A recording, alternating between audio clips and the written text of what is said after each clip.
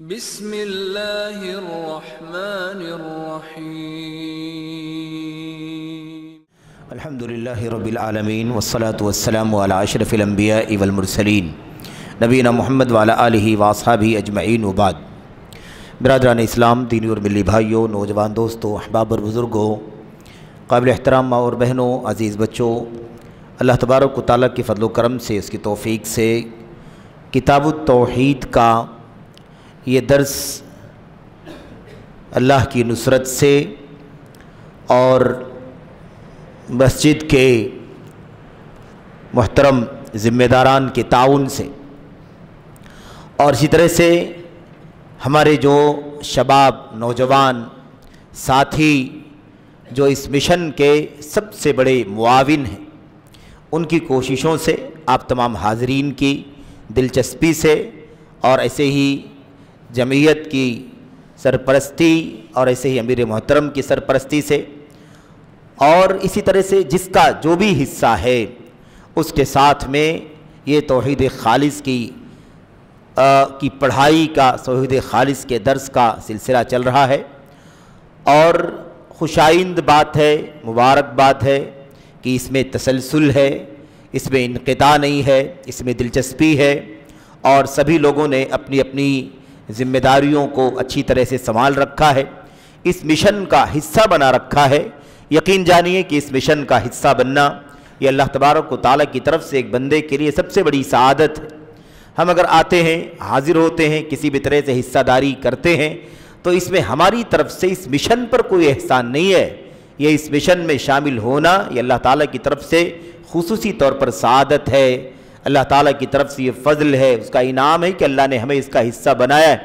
اس لیے اللہ سے دعا کریں کہ اللہ تعالیٰ ہمیں اور آپ کو اس مشن میں مزید دلچسپی، خلوص، للہیت اور اللہ تبارک و تعالیٰ کی رضا جوئی کا جذبہ پیدا کرنے کی توفیق عطا فرمائے۔ تمام ذمہ داران، تمام احباب، تمام سارے حلقے کے افراد اپنی اپنی ذمہ داریاں ادا کر رہے ہیں، اللہ تعالیٰ ان کی کوششوں کو قبول فرمائے اور اس کا نیک صلہ بدلہ اللہ تبارک و تعالیٰ عطا فرمائے۔ آپ اور آگے بڑھیں اور دلچسپی لیں، ہر پہلو پر غور کریں کہ کہاں آپ کی مزید مدد کی ضرورت ہے، کہاں آپ کی مزید تعاون کی ضرورت ہے، کہاں آپ کی مزید حصہ داری کی ضرورت ہے، جس کے ذریعے سے یہ مشن اور مضبوط ہوگا اور اللہ تعالیٰ کی خالص توحید کے درس کا اور اس کی نشر و اشاعت کا یہ مشن اور مضبوطی کے ساتھ آگے بڑھتا چلا جائے گا، کیونکہ یہ مشن آپ کا ہے، یہ مشن ہمارا ہے، یہ مشن اللہ تبارک و تعالیٰ کی فضل و کرم سے ان لوگوں کا ہے جو امت میں خالص توحید کے علمبردار ہیں، جو خالص نبی کریم صلی اللہ علیہ وسلم کی سنت کے علمبردار ہیں، جنہوں نے یہ سعادت اللہ تعالیٰ کی طرف سے پائی کہ اللہ نے انہیں توحید خالص کی اور سنت صحیحہ کی توفیق عطا فرمائی، جنہیں اللہ تبارک و تعالیٰ نے اپنے نبی کے صحابہ اور ان کے بعد ان کے نقش قدم پر چلنے والوں کے، جنہیں ہم اسلاف کہتے ہیں، خیر القرون کہتے ہیں، اللہ تبارک و تعالیٰ نے ان کی راہ تلاش کرنے کی اور ان کی راہ پر قائم رہنے کی اور اس پر استقامت کے لیے کوشش کرنے کی توفیق عطا فرمائی ہے۔ تو یہ مشن آپ کا ہے، ذمہ داری آپ کی ہے اور یہ مشن کوئی نہ اٹھائے، کوئی یہ مشن اس وقت تک نہ اٹھائے جب تک اس کا اہل نہ ہو جائے، کیونکہ یہ خالص توحید دراصل یہ امانت ہے جو پہلے حاصل کرنی ہے اور اس کے بعد اس امانت کو پوری امانت داری کے ساتھ مستحقین تک، امت کے افراد تک پہنچانا ہے۔ اس لیے اللہ سے دعا ہے کہ اللہ تعالیٰ اس مشن کو مزید مضبوطی عطا فرمائے اور جس بھائی کا، جس عزیز کا، جس نوجوان کا، تمام ہمارے بزرگوں کا، ذمہ داروں کا، مسجد کے مینجمنٹ کا، تمام لوگوں کا جو بھی حصہ ہے، اللہ تعالیٰ ان کو اس کا نیک صلہ اور بدلہ عطا فرمائے اور مزید کار خیر میں حصہ داری کی توفیق عطا فرمائے۔ سعادت ہے آگے بڑھنا، اللہ تعالیٰ کی طرف سے یہ سعادت ہے کہ بندے کو اللہ تعالیٰ اپنے نیک کام کی کسی حصے میں لگا لے۔ آپ کا پیسہ خرچ ہو جائے آپ کے لیے سعادت، آپ کا وقت لگ جائے آپ کے لیے خوش بختی ہے، آپ کا وقت لگ جائے، آپ کی دلچسپی لگ جائے، آپ کی حوصلہ افزائی لگ جائے تو یہ اللہ تعالیٰ کی طرف سے آپ کے لیے، ہمارے لیے سعادت کی بات ہے، نئے کہ اللہ کی طرف سے، نئے کہ ہماری طرف سے اللہ کے دین کو، اللہ کے مشن کو کوئی چیز ہے۔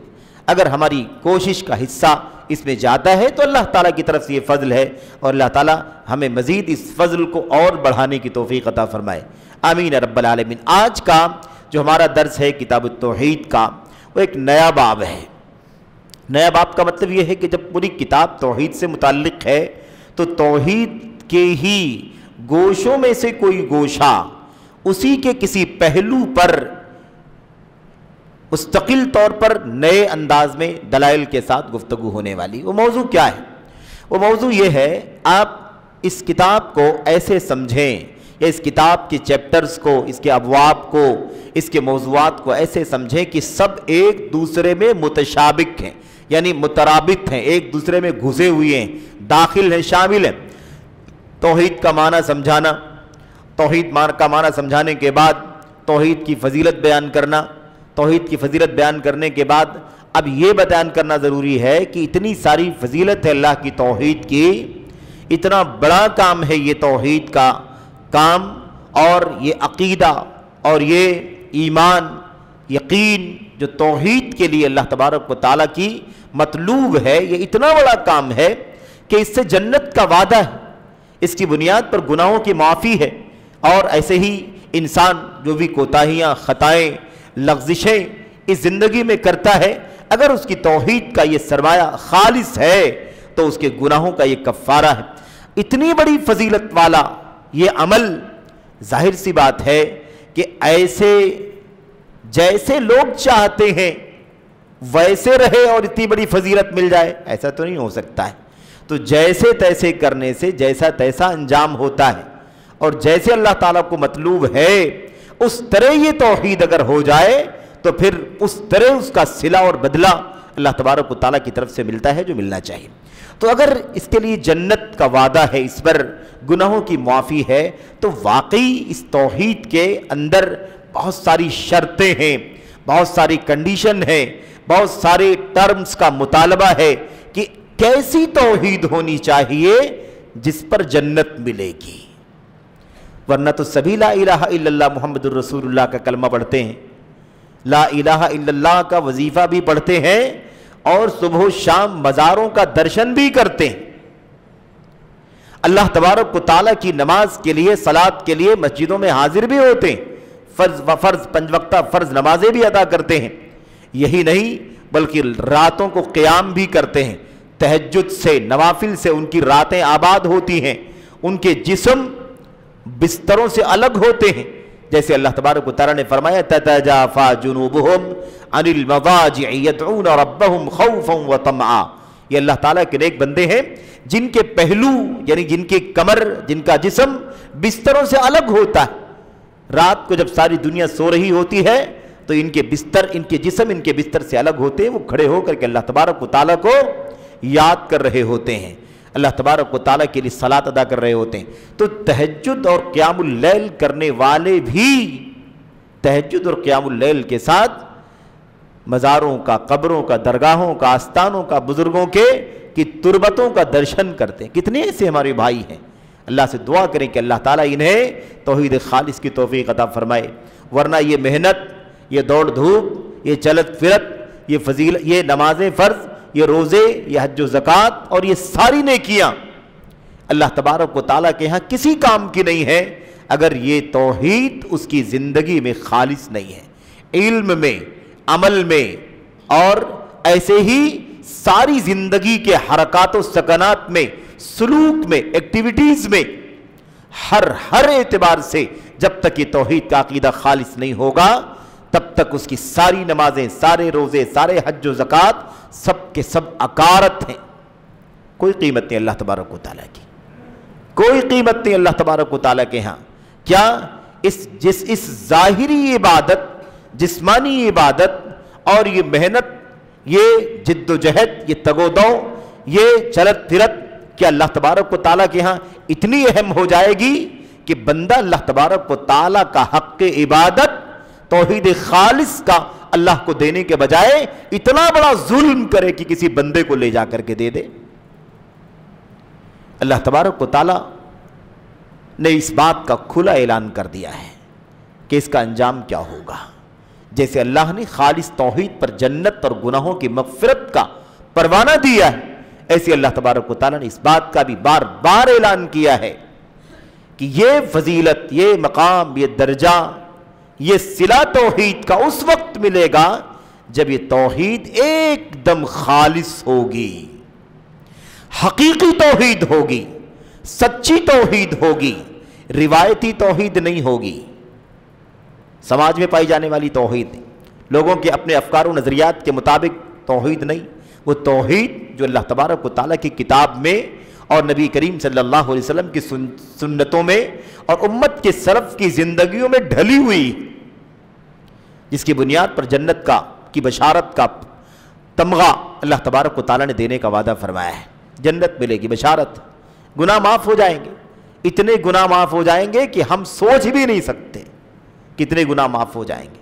زمین بھر گناہ لے کر کے آؤ گے، یہ توحید سلامت رہے گی تو اللہ تعالیٰ زمین بھر مغفرت لے کر کے آئے گا۔ گناہ آسمان کی بلندی تک پہنچ جائے، لیکن اگر توحید خالص ہے، بندہ اللہ سے معافی مانگے گا تو اللہ معاف کر دے گا، ولا ابالی، اور اللہ کو کوئی پرواہ نہیں، یعنی اس کی کوئی اہمیت نہیں ہے۔ اللہ تبارک و تعالیٰ معاف کر دے گا اپنے بندے کو، اس کا حق، اللہ تبارک و تعالیٰ کا حق توحید، اسے پامال نہ کیا گیا ہو، اس میں ساجھیداری، اس میں شراکت، اس سے قطع نظر کہ ساجھیداری اور شراکت کسی بہت بڑی مخلوق کی ہے یا کسی ادنا اور حقیر مخلوق کی ہے، کوئی بھی ہو، اللہ کے ہاں غیر غیر ہے، غیر اللہ ہے، چاہے وہ کوئی جبریل امین کیوں نہ ہو یا کوئی مکھی اور مچھر کا پر کیوں نہ ہو، دونوں غیر اللہ ہیں۔ جبریل امین کو شریک کرنے کا بھی وہی انجام ہوگا جو کسی مکھی اور مچھر کے پر کو شریک کرنے کا انجام ہوگا۔ مسئلہ یہ نہیں ہے کہ شریک کسے کیا جا رہا ہے، مسئلہ یہ ہے کہ شریک کر کے کس کا حق مارا جا رہا ہے۔ حق کس کا مارا جا رہا ہے؟ رب ذوالجلال کا حق مارا جا رہا ہے۔ اسی لیے شرک سب سے بڑا ظلم ہے، ظلم عظیم ہے۔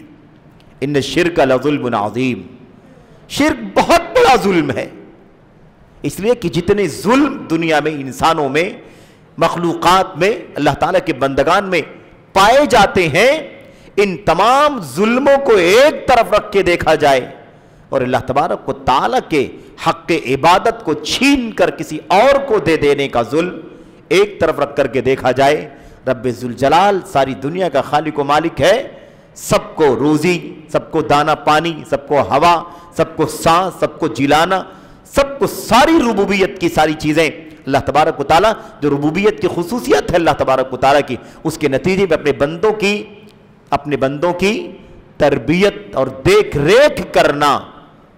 پروردگار، ہم لوگ رب کا ترجمہ اردو میں، فارسی میں پروردگار سے کرتے ہیں، دیکھ ریکھ کرنے والا، نگرانی کرنے والا، سنبھالنے والا، ذمہ داری نبھانے والا، اپنے بندوں، اپنے غلاموں کی ساری ضروریات پوری کرنے والا، سب کچھ اللہ کرتا ہے، اور اس کے بعد سر اس کے در پر جھکنا چاہیے، تو ہم کسی قبر، کسی مزار، کسی قبر، کسی شجر، کسی حجر کے سامنے جھکا دیتے ہیں۔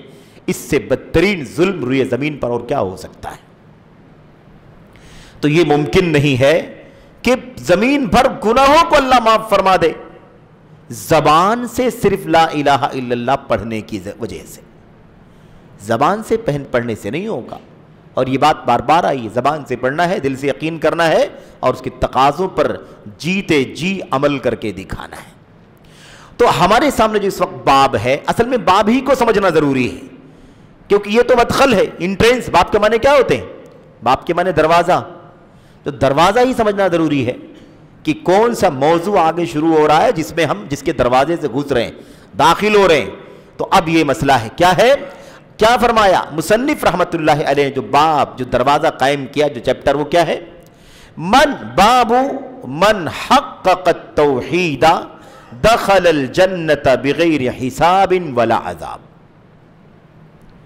جو شخص حقیقی توحید کا اقرار کرے گا، سچ مچ توحید، وہ حقیقی توحید، سچی توحید جو اللہ تعالیٰ کو چاہیے، اس توحید کو جو عملاً کر دے گا، یعنی وہی توحید جس کے یہاں پائی جائے گی، دخل الجنت بغیر حساب، وہ جنت میں بغیر حساب کے داخل ہوگا۔ لیکن شرط کیا ہے؟ من حقق التوحید، من حقق التوحید، جب اس کو ہم پڑھتے ہیں شرح دیکھتے ہیں تو علماء لکھتے ہیں حقق کا معنی کیا ہے؟ خلصا، جس نے اپنی توحید کو خالص کر دیا ہر طرح کی ملاوٹوں سے۔ اللہ تعالیٰ کے حق توحید میں کسی بھی طرح کی ملاوٹ نہیں ہے، نہ کسی جاندار کی ملاوٹ ہے، نہ کسی بے جان کی ملاوٹ ہے، نہ کسی نبی کی ملاوٹ، نہ کسی ولی کی ملاوٹ، نہ کسی فرشتے کی، نہ کسی جن کی، نہ کسی دیوی دیوتا کی، نہ کسی سورج کی، نہ کسی چاند کی، نہ کسی ستارے کی، نہ کسی ولی پیر بزرگ فقیر کی، نہ کسی نبی کی رسول کی، کسی کی بھی شراکت نہیں ہے۔ تو جس نے توحید کو خالص کر دیا، ایک دم چھوٹا شرک نہیں، بڑا شرک نہیں، کفر نہیں، نفاق نہیں، بدعقیدگی نہیں، اور کفر تک شرک تک لے جانے والی بدعت اور خرافات نہیں، کچھ بھی نہیں، صغیرہ شرک اکبر بھی نہیں، شرک اصغر بھی نہیں، کچھ بھی نہیں۔ جس نے اپنی توحید کو ایسا خالص کر لیا، وہ جنت میں بغیر حساب کے داخل ہوگا، جنت میں بغیر حساب کے داخل ہوگا۔ اب یہ ہمارا باب ہے۔ اب ہمیں یہ باب کیا بتلا رہا ہے؟ ہمیں یہ باب یہ بتلا رہا ہے کہ توحید کی جو فضیلت بیان کی گئی ہے، جو توحید کی فضیلت بیان کی گئی ہے، اور اس کے نتیجے میں جو کچھ ملنا ہے اس کا دنیا میں آخرت میں وعدہ کیا گیا۔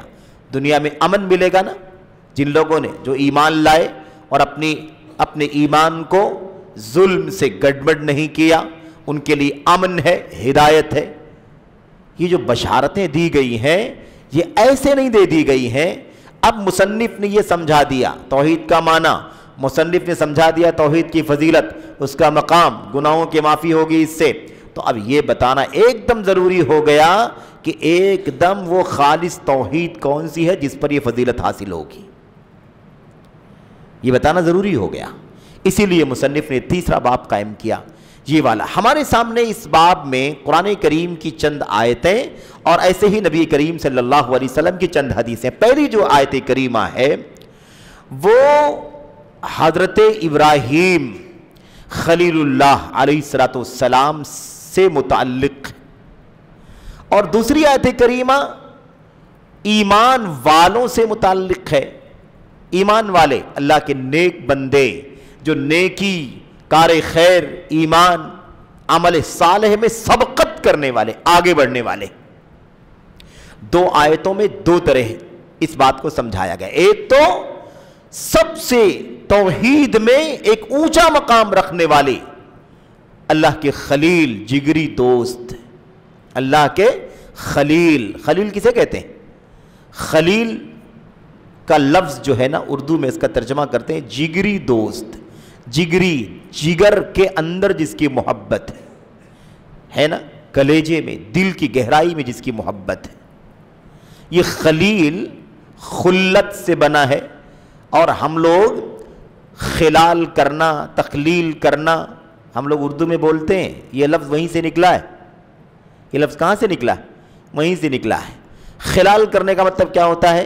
مثال بالوں کا اگر خلال کرنا ہے، داڑھی کے بالوں کا خلال، تو اس کا مطلب داڑھی کے بیچ میں، اس کے بالوں کے بیچ میں انگلی ڈالنا۔ دانتوں کا بھی خلال کیا جاتا ہے۔ کیا کرتے ہیں؟ خلال کرتے ہیں دانت کا، تو دانتوں کے بیچ میں ہے نا کوئی باریک دھاگا یا کوئی چیز ڈال کر کے اس کے اندر داخل کرتے ہیں دونوں دانتوں کے بیچ میں۔ اب یہ اسی سے یہ لفظ بنا ہوا، عربی لفظ وہی ہے، اور وہ اصطلاح میں جب استعمال ہوا خلیل، اور ہم اس کا ترجمہ کرتے ہیں جگری دوست۔ تو خلیل کا معنی کیا بنا؟ خلیل کا معنی ہوا داخل ہونا، بالوں کے درمیان داخل کرنا انگلیوں کو، دانتوں کے بیچ میں داخل کرنا کسی دھاگے کو، یا خلال کرنے والی کسی لکڑی کو مثال کے طور پر، تو داخل کرنا۔ اب یہ خلیل ہے، یعنی اللہ تبارک و تعالی نے انہیں ایسا چاہا ہے جیسے کوئی بندہ کسی سے محبت کرتا ہے تو اس کی محبت کو اپنے دل میں داخل کر لیتا ہے۔ اس کی محبت کیسی ہے؟ جیسے دل میں داخل کر لیا ہو۔ ہم کہتے ہیں نا، کہتے ہیں بھائی کوئی دلی محبت نہیں ہے، ظاہری محبت ہے۔ تو ظاہری محبت نہیں، کیسی محبت ہے یہ؟ یہ دلی محبت ہے، قلبی محبت، جگر کے اندر محبت داخل ہے۔ تو اسی سے ہے خلیل۔ ابراہیم خلیل اللہ علیہ السلام کے بارے میں اللہ تبارک و تعالیٰ نے فرمایا ان ابراہیم کان امۃ قانتا للہ حنیفا ولم یک من المشرکین۔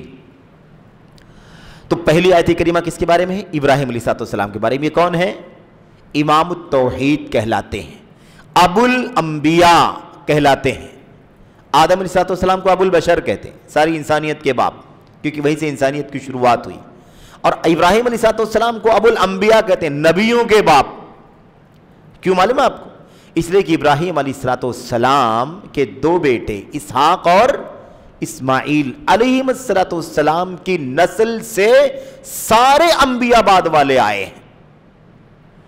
بعد کے سارے انبیاء ابراہیم خلیل اللہ علیہ السلام اور آپ کے بعد جتنے انبیاء آئے ہیں سب کے سب کہاں سے آئے؟ آپ کے دونوں بیٹوں اسماعیل اور اسحاق کی نسل سے۔ اسماعیل علیہ السلام کی نسل سے تو ایک تو خود اسماعیل علیہ السلام ہے، اور ایک آپ کی نسل سے ہمارے اور آپ کے آخری نبی محمد صلی اللہ علیہ وسلم ہے۔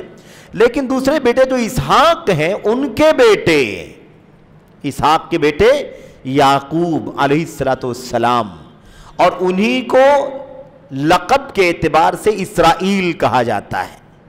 اسرائیل کہا جاتا ہے۔ اسرائیل یہ عربی لفظ نہیں ہے، عبرانی لفظ ہے، جو ایک زبان تھی چلتی تھی، اہل کتاب یہود و نصارہ بولتے تھے۔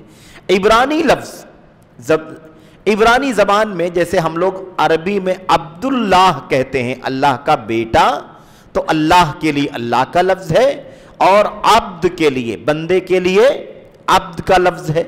ایسے عبرانی زبان کے اندر اسرا کا لفظ ہے بندے کے لیے، اور ایل کا لفظ ہے اللہ کے لیے۔ گویا کہ عبرانی زبان میں اللہ کو کیا کہتے تھے؟ وہ ایل کہتے تھے۔ تو اسرائیل کا معنی کیا بنا؟ عبداللہ، اللہ کا بندہ۔ یہ لقب ہے حضرت یعقوب علیہ السلام کا۔ یعقوب علیہ السلام سے یہی اسرائیل ہیں جن کی نسل سے سارے انبیاء علیہ السلام پیدا ہوئے ہیں۔ اور یہودیوں کے نبی کریم آخری نبی محمد صلی اللہ علیہ وسلم پر ایمان نہ لانے، قرآن کریم پر ایمان نہ لانے کا سب سے بڑا سبب کیا تھا جانتے؟ ان کی کتاب تورات میں بار بار کہا گیا، ان کی کتاب انجیل میں بار بار کہا گیا کہ ایک نبی آنے والا ہے جس کا نام یہ ہوگا، جس کا ناک نقشہ یہ ہوگا، جس کا حلیہ یہ ہوگا، جس کا خاندان یہ ہوگا، جس کا وضع قطع یہ ہوگا، جو پیدا ایسی ایسی جگہ پر ہوگا، ہجرت کر کے فلاں فلاں جگہ پر جائے گا، وہ کھیتی باڑی کی جگہ ہوگی، پیدائش جہاں ہوگی وہ کالے کالے پتھروں والی سرزمین ہوگی وغیرہ، سب بتا دیا گیا۔ صفات، خوبیاں، شمائل، حلیہ، وضع قطع، ناک نقشہ سب بتا دیا گیا، سب جانتے تھے۔ ارے بھائی اتنا جانتے تھے نا یہودی عیسائی اللہ کے نبی علیہ السلام کو کہ جتنا ایک باپ اپنے بیٹے کو پہچانتا ہے، کبھی اپنے بیٹے کو پہچاننے میں گڑبڑی نہیں کرتا، ایسے جانتے تھے۔ یعرفونہ کما یعرفون ابناءہم، یہ محمد کو صلی اللہ علیہ وسلم ایسے پہچانتے ہیں جیسے اپنے بیٹوں کو پہچانتے۔ کوئی شک شبے کا ڈاؤٹ کا مسئلہ تھوڑی نا ہے۔ معاملہ کیا ہے؟ سب کچھ کتابیں پڑھتے بھی تھے اپنی، اس میں بھی اللہ کے نبی کی خوبیاں پڑھتے تھے، اور صرف خوبیاں نہیں پڑھتے تھے۔ جب ان یہودیوں کی، عیسائیوں کی، اہل کتاب یہودیوں عیسائیوں کی لڑائی جب ہوتی تھی، ان کا جھگڑا، اور جب یعنی کیا کہتے ہیں آپس میں تنازع جب ہوتا تھا، اور تنازع بڑھتے بڑھتے میدان کارزار میں، جنگ کے میدان میں تبدیل ہو جاتا تھا مشرکین کے ساتھ، جو عرب کے مشرکین تھے، جو کتاب والے نہیں تھے، بتوں کے پجاری تھے، جب ان سے ٹکراؤ ہوتا تھا نا تو یہ کہتے تھے کہ آج تو ہم کبھی جیت جاتے ہیں، کبھی کبھی ہار بھی جاتے ہیں تم سے، لیکن یاد رکھنا ایک نبی آنے والا ہے۔ مشرکو، یہودی عیسائی کہتے تھے مشرکو یاد رکھو ایک نبی آنے والا ہے جس کی بشارت ہماری کتاب کے اندر تورات کے اندر موجود ہے، ایک نبی آنے والا جس کی بشارت ہماری کتاب انجیل کے اندر موجود ہے۔ اور یہی نہیں، کہتے تھے کہ اس کی آمد کا ٹائم بھی قریب آ چکا ہے، اس کی بعثت کا، اس کے بھیجے جانے کا وقت بالکل قریب آ چکا ہے، حالات ویسے بن رہے ہیں۔ یاد رکھو جب وہ آ جائے گا تو ہم اس کے جھنڈے تلے آ کر کے تم سے جنگ کریں گے، اور یاد رکھنا ہم کبھی شکست نہیں کھائیں گے، فتح حاصل کریں گے تمہارے اوپر۔ یہ حالت تھی اہل کتاب یہود و نصارہ کی۔ بھائی ہماری نبی علیہ الصلوۃ والسلام کی بشارت پڑھ کر کے وہ مشرکین اور بت پرستوں کے سامنے اپنی طاقت و قوت کا لوہا منواتے تھے، حوالے دے کر کے ان کے دلوں کے اندر رعب طاری کرتے تھے۔ لیکن جب وہ نبی آ گئے تو مشرکین تو بڑی تعداد میں شرک سے توبہ کر کے، کفر سے توبہ کر کے اسلام کے دائرے میں داخل ہو گئے، اور کچھ یہودی جن کو اللہ نے توفیق عطا فرمائی، ورنہ بڑی تعداد میں وہی یہودی جو محمد الرسول اللہ صلی اللہ علیہ وسلم کی آمد اور آمد کی بشارت کا تذکرہ کرتے تھے، انہی لوگوں نے صرف اس لیے آپ پر ایمان لانے سے انکار کر دیا اور قرآن کریم پر ایمان لانے سے انکار کر دیا کہ ہم تو جانتے ہیں اس نبی کو، اس کی خوبیوں کو جانتے ہیں، لیکن ہم نے یہ کبھی نہیں سوچا تھا کہ یہ نبی اسرائیل کی نسل سے نہیں آئے گا، اسماعیل کی نسل سے آئے گا۔ ایک ہی وجہ اور کوئی وجہ نہیں۔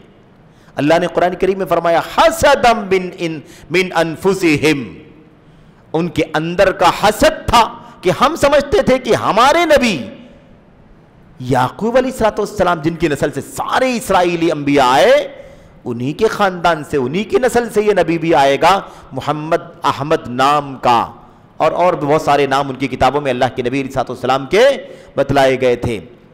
ہمیں معلوم تو ہے، لیکن ہم نے یہ کبھی نہیں سوچا تھا کہ وہ دوسرے بھائی کی نسل سے آ جائے گا، اسماعیل علیہ السلام کی نسل سے۔ ہم تو اسحاق کی نسل سے ہیں، اسحاق کے بیٹے یعقوب ہیں، یعقوب کی نسل سے سارے انبیاء آئے، انہی کے خاندان سے، انہی کی نسل سے آنا چاہیے تھا، لیکن اسماعیل کی نسل سے آیا، اس لیے ہم ان پر یقین نہیں کر سکتے ہیں۔ یہی نہیں بلکہ بڑے بڑے یہودی علماء، ان کے سامنے جب یہ بات پیش کی گئی کہ بھئی تم ہی لوگ تو کہتے تھے پہلے کہ ایک نبی آنے والا ہے، بشارت تم دیتے تھے، سناتے تھے تورات پڑھ پڑھ کر کے، اور کہتے تھے کہ تم ہمارے اوپر فتح حاصل کرو گے، آج تم ہی نہیں مان رہے، تم ہی انکار کر رہے ہو، تم ہی ایمان لانے کے لیے تیار نہیں ہو، یہ کیا مسئلہ ہے تمہارا؟ تو کہتے تھے مکر جات۔ جھوٹ بولنا بھی یہودیوں کی بہت بڑی علامت ہے، جھوٹ بولنا، فریب کرنا، اور بہت ساری ہے نا جو ان کے اندر بہت ساری عیوب ہیں، ان میں سے ایک ہے جھوٹ بولنا، افتراء، جھوٹا پروپیگنڈا کرنا، اور ایسے ہی کیا کہتے ہیں اس کو، بہتان باندھنا، تہمت لگانا، یہ سب پہچان ہے کس کی؟ یہودیوں کی، اہل کتاب کی، اور خاص طور پر یہودیوں کی۔ تو کئی ایک بڑے علماء یہودیوں کے تھے، ان لوگوں نے کہا کہ نہیں ہم نے تو ایسا کبھی نہیں کہا، ہم نے ایسا کبھی نہیں کہا، کس کے بارے میں آپ کہہ رہے ہیں کہ بھئی ایک نبی آنے والا ہے، ہم نے تم کو کہا ہے، ہم نے کبھی یہ بات نہیں کہی ہے، اور اگر ہم نے کہا بھی ہے تو وہ ان کے بارے میں تھوڑی نہ کہا ہے، اگر کہا ہے تو وہ آئے گا بھی، وہ یہ نہیں ہے، وہ اسحاق علیہ السلام کے بیٹے یعقوب یعنی اسرائیل علیہ السلام کی نسل سے آئے گا۔ یہ حالت تھی۔ میں یہ کہہ رہا تھا آپ سے کہ صرف اور صرف یہودیوں کے ایمان نہ لانے کی وجہ کیا تھی؟ حسد، باغین، ظلم اور زیادتی، ناانصافی، اور دل کا حسد جو ان کے دلوں کے اندر چھپا ہوا تھا۔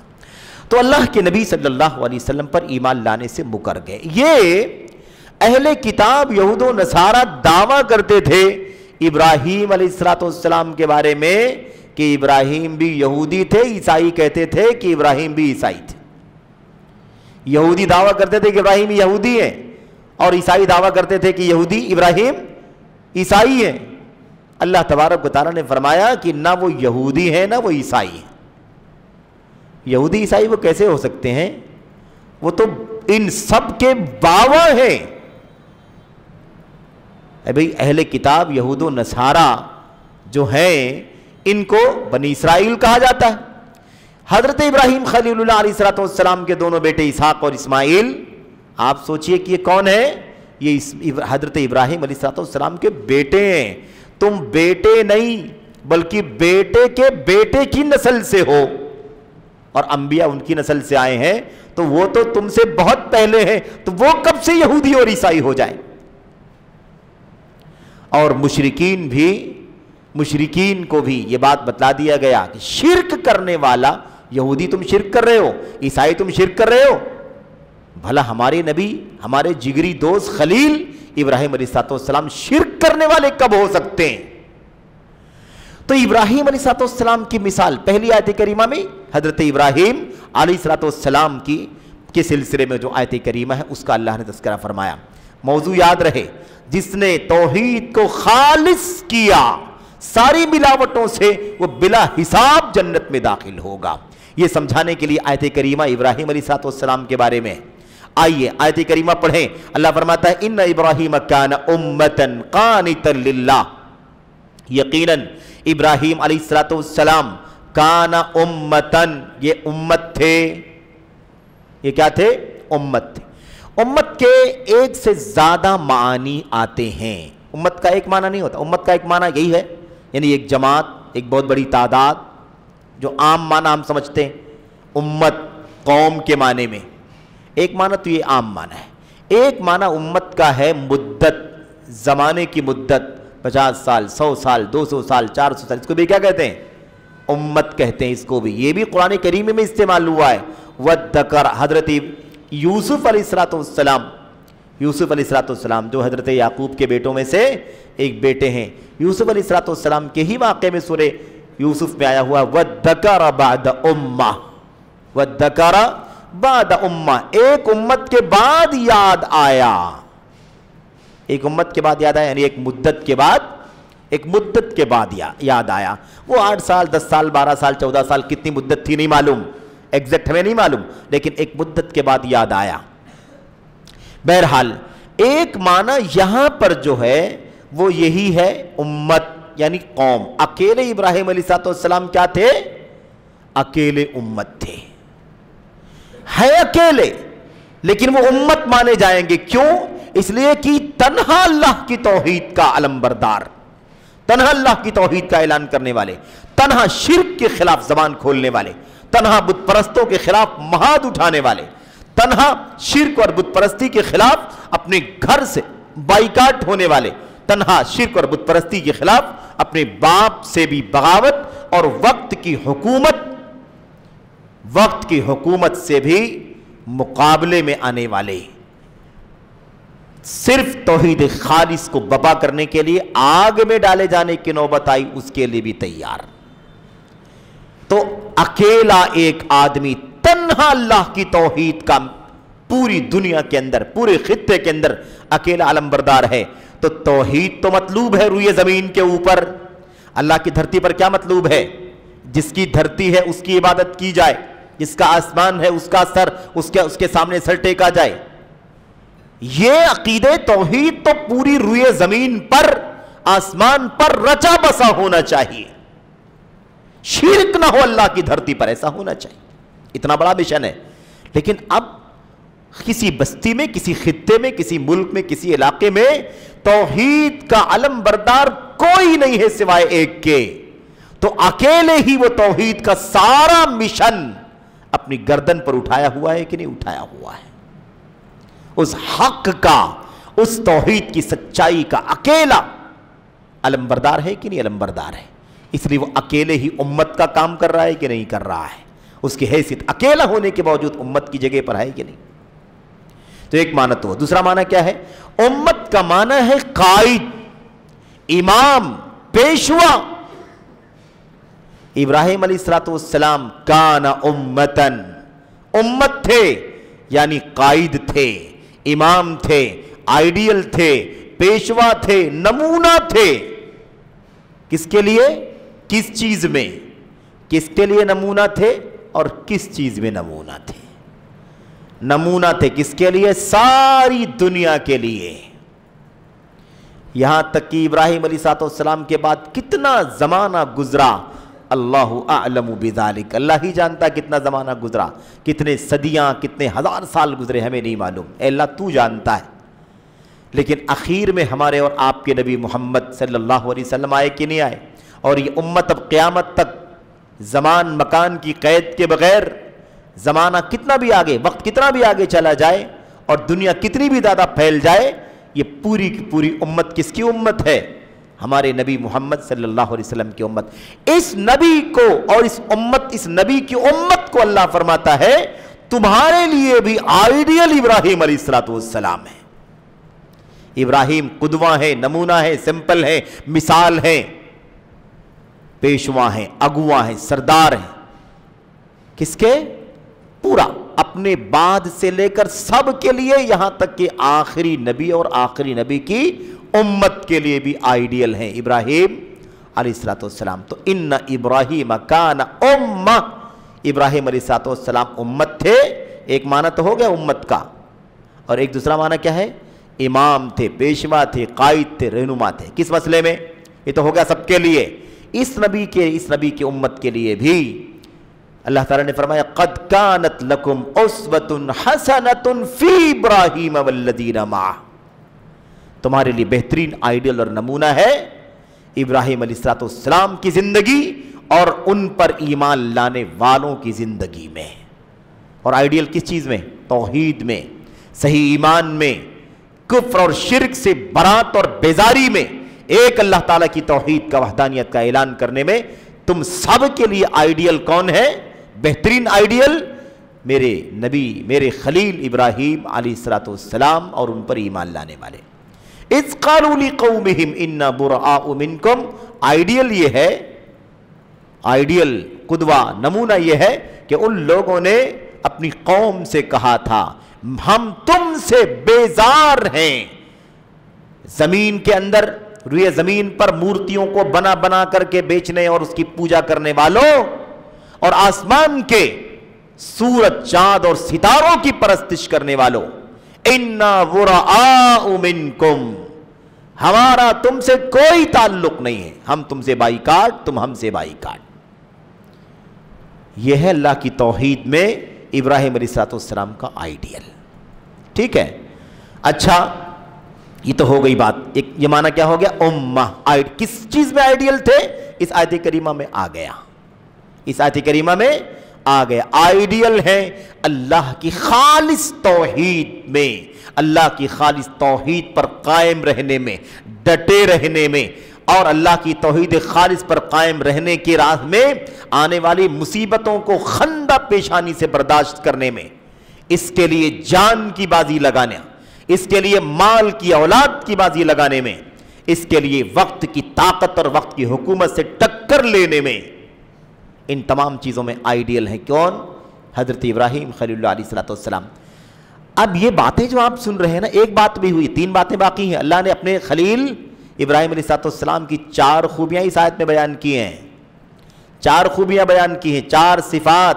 یہ پہلی صفت ہے امتن، امت.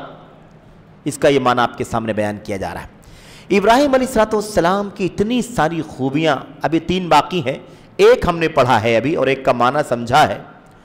آپ سوچئے کہ ابراہیم علیہ السلام کی مثال کو یہاں کیوں پیش کیا جا رہا ہے؟ عنوان باب جو اپنی توحید کو ایک دم خالص کر دے گا شرک کی ملاوٹ سے، وہ بغیر حساب کے جنت میں جائے گا.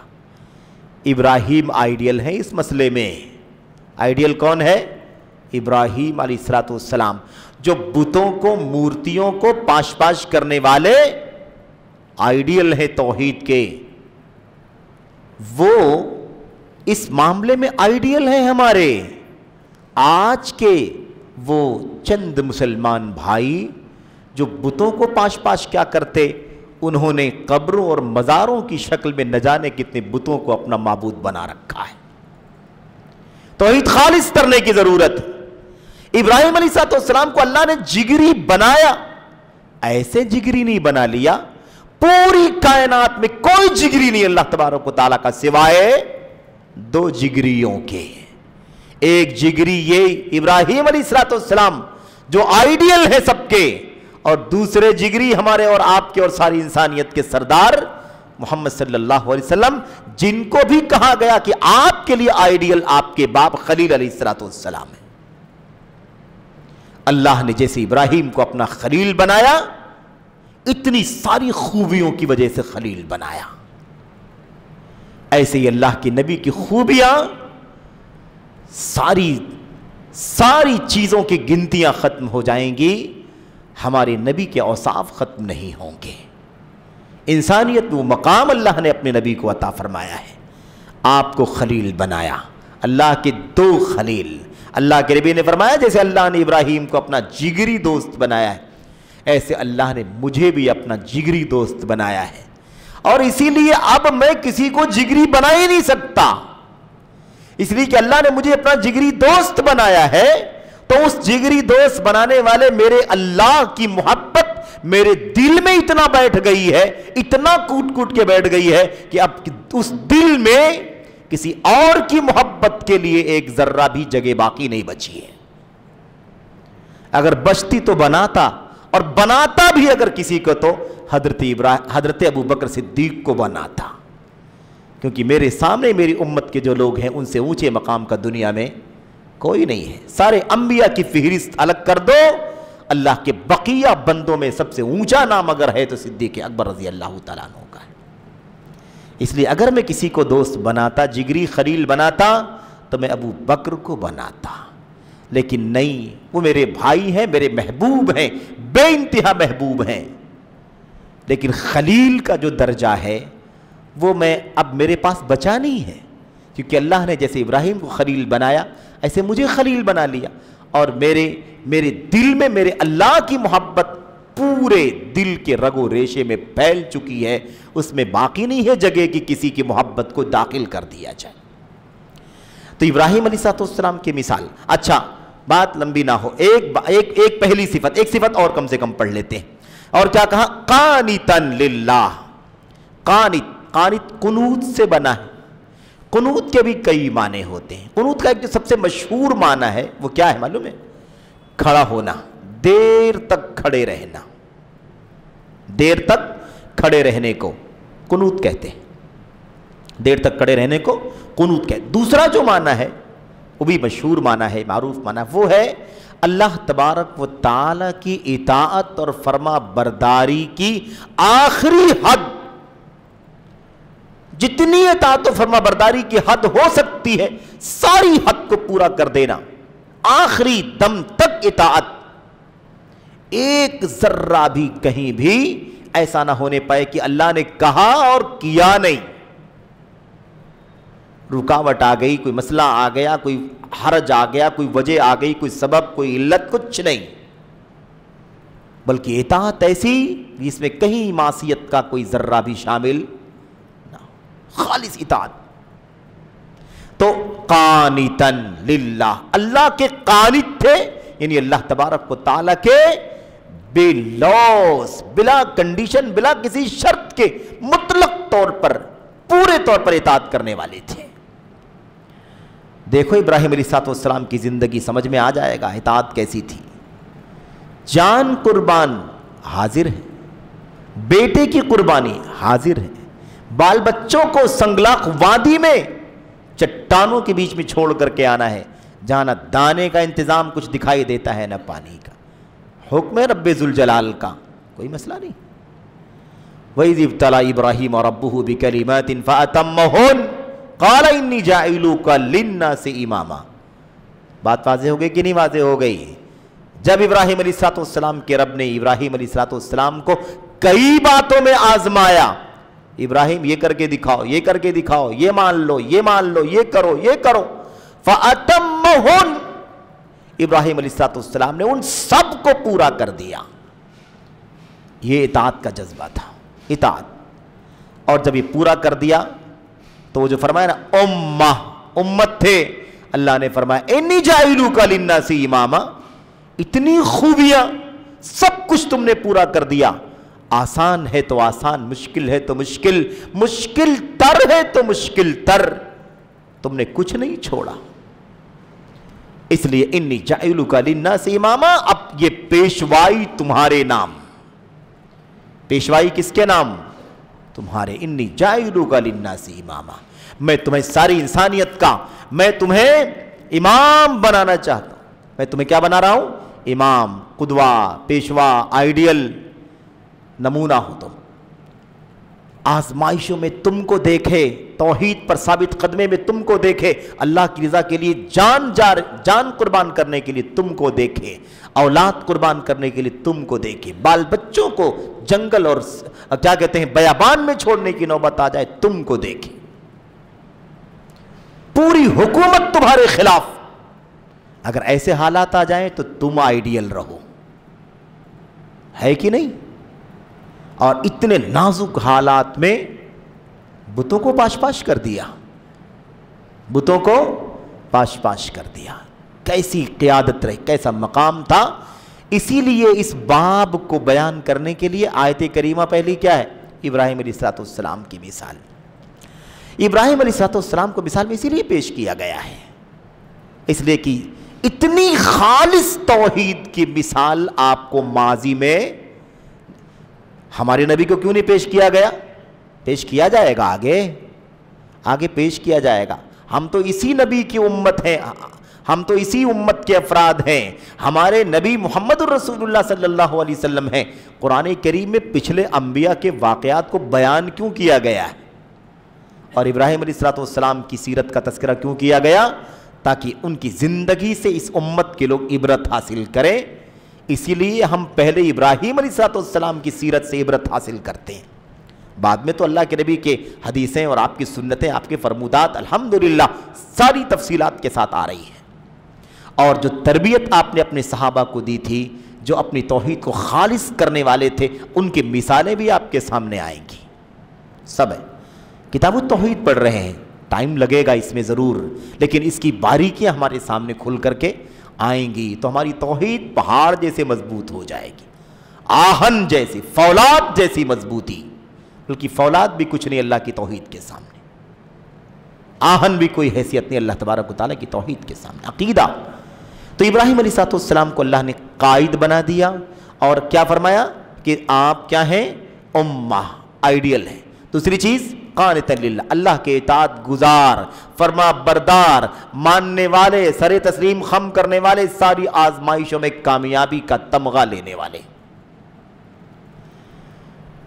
اب یہ قیادت پیشوائی ملتی ہے دو شرطوں کے ساتھ۔ کس کے ساتھ ملتی ہے؟ دو شرطوں کے ساتھ۔ ایک شرط ہے صبر اور دوسری شرط ہے یقین۔ صبر اور یقین، دو شرطوں، قرآن کریم اس کا تذکرہ ہے، آگے وہ سب آیتیں آ رہی ہیں۔ دو شرطیں صبر اور یقین کے ساتھ دین میں امامت حاصل کی جاتی ہے۔ امت کے علماء لکھتے ہیں بالصبر والیقین تنال الامامۃ فی الدین، صبر اور یقین دو شرطوں کے ساتھ دین کی امامت اور پیشوائی، دنیا کی امامت نہیں، دنیا کی حکومت سیاست یہ نہیں، وہ مناصب نہیں جو دنیا والے، فی الدین، دین کی امامت اور پیشوائی ملتی ہے صبر اور یقین کی بنیاد پر۔ ابراہیم علیہ السلام میں صبر بھی پہاڑ کی طرح اور یقین بھی پہاڑ کی طرح موجود تھا۔ یہ ان ساری باتوں کا خلاصہ ہے، عنوان جو آپ کے سامنے آپ پیش کی گئی ہیں۔ تو دوسری بات کیا ہو گئی؟ ابراہیم امت تھے، اللہ تعالیٰ کے لیے قانت تھے، اور اس کے بعد تیسری چیز ہے حنیفاً، چوتھی چیز ہے ولم یکن من المشرکین۔ یہ دونوں چیزیں انشاءاللہ ہم اگلے درس میں پڑھیں گے، اور اس کے بعد اس آیت کریمہ کا پورا مضمون سامنے آئے گا۔ یہ واضح ہوگا کہ اتنی ساری خوبیاں ابراہیم علیہ السلام کے اللہ نے بیان کی، وہ اس مقام پر فائز تھے، اس مقام پر فائز تھے، اس لیے اللہ تعالیٰ نے ان کو اتنا اونچا مقام دیا۔ اور اتنی خالص توحید جب بندے کے اندر پیدا ہوگی تب وہ اللہ تعالیٰ کا جگری بنتا ہے۔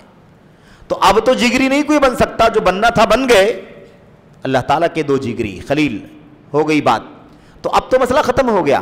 لیکن اب بحیثیت امتی توحید میں، ایمان میں، شرک سے بیزاری میں کتنا اونچا درجہ بندہ حاصل کر سکتا ہے، اس کو حاصل کرنے کے لیے یہ نمونے ہمارے سامنے رہنا چاہیے۔ توحید کو کتنا خالص کیا جائے گا، کتنا خالص کیا جائے گا کہ اللہ تبارک و تعالیٰ اس توحید کی بنیاد پر بلا حساب لیے جنت میں داخل فرما دے گا۔ تو یہ ابراہیم علیہ السلام کو یہ مقام حاصل تھا، اس لیے اللہ نے ان کا تذکرہ فرمایا۔ اللہ تعالیٰ خود تعریف کرتا ہے ہماری کتاب قرآن کریم کے اندر، ابراہیم میرے بندے، میرے جگری ایسے تھے، ایسے تھے، ایسے تھے، ایسے تھے۔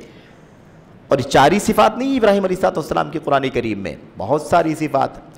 ما کان ابراہیم یہودیا ولا نصرانیا، یہودی بھی نہیں تھے، نصرانی بھی نہیں تھے، شاکرا لانعمہ، اللہ تعالیٰ کی نعمتوں کا شکریہ ادا کرنے والے تھے، اجتبا، اللہ نے چن لیا تھا، چنے ہوئے تھے، وہ ہدا، اللہ نے ہدایت دی تھی، ہدایت یافتہ تھے۔ ایسی بہت ساری صفات اللہ نے ابراہیم علیہ السلام کی بیان کی ہے۔ تو ہمیں ان تفصیلات میں نہیں جانا ہے، کیونکہ ہم تفصیلات میں جائیں گے تو حضرت ابراہیم کی سیرت کے موضوع پر داخل ہو جائیں گے۔ ہمارا مقصد وہ نہیں ہے، ہمارا مقصد یہ ہے کہ اس باب کے تحت جو آیت کریمہ آئی ہے ذرا اس کو واسٹ کر کے، ذرا کشادہ کر کے سمجھیں، تاکہ سمجھیں کہ حقیقت توحید کا معنی کیا ہوتا ہے۔ جس نے توحید کو حقیقت میں پیش کر دیا، جس نے توحید کو حقیقت میں پیش کر دیا، یعنی خالص کر کے دکھا دیا، وہ بلا حساب جنت میں جائے گا۔ اللہ سے دعا کرتے ہیں کہ اللہ تبارک و تعالی ہمیں اور آپ کو توحید کی تحقیق کی توفیق عطا فرمائے، توحید کو خالص کرنے کی توفیق عطا فرمائے۔ جیسی تیسی روایتی توحید نہیں، باپ دادا کے زمانے والی، پرکھوں کے زمانے والی، گاؤں اور ایسے ہی ہے نا رسم رواج کی توحید نہیں، دیکھی دیکھا عادات، اطوار، رسم رواج، اس طرح کی جو بھی توحید اور عقیدے کا معاملہ چل رہا ہے، یہ اللہ تعالیٰ کے ہاں نجات کا ذریعہ نہیں ہے۔ وہ توحید جو اللہ کو چاہیے، اور وہ توحید چاہیے، ہم نے اس سے پہلے بھی بات کی، خالص توحید کب ہوگی؟ جب وہ احدن اور شیئن سے پاک ہوگی، احدن سے اور شیئن سے پاک ہوگی۔ کچھ بھی نہیں اللہ کی توحید میں اور کوئی بھی نہیں اللہ کی توحید میں۔ اگر یہ ہم نے پیدا کر لیا تو انشاءاللہ تبارک و تعالی، اللہ تبارک و تعالی ہماری توحید کو خالص کر دے گا، اور ہماری توحید خالص ہوگی، اسی حال میں ہماری موت ہو جائے گی تو اللہ تبارک و تعالی ہمیں ضرور جنت میں داخل فرمائے گا، جیسا کہ اس کا وعدہ ہے۔ اللہ سے دعا ہے کہ اللہ تعالی ہمیں توحید خالص کی توفیق عطا فرمائے، اور شرک سے، اس کے اجزاء سے، اس کی ذرات سے اللہ بچنے کی توفیق عطا فرمائے۔ جب تک زندہ ہیں اللہ تبارک و تعالیٰ توحید خالص پر زندہ رہنے کی، جینے کی، زندہ رہنے کی توفیق عطا فرمائے۔ موت ہو تو توحید خالص پر ہو، اور اللہ تعالیٰ اپنے فضل و کرم سے ہمیں جنت کے مکینوں میں شامل فرما دے، اور جہنم کے مکینوں سے اللہ تعالیٰ ہم سب کو مکینوں میں شامل ہونے سے اللہ تعالیٰ ہم سب کو بچنے کی توفیق عطا فرمائے۔ آمین رب العالمین، وصلی اللہ وسلم وبارک علی نبینا محمد وعلی آلہ وصحبہ اجمعین۔ والسلام علیکم ورحمۃ اللہ وبرکاتہ۔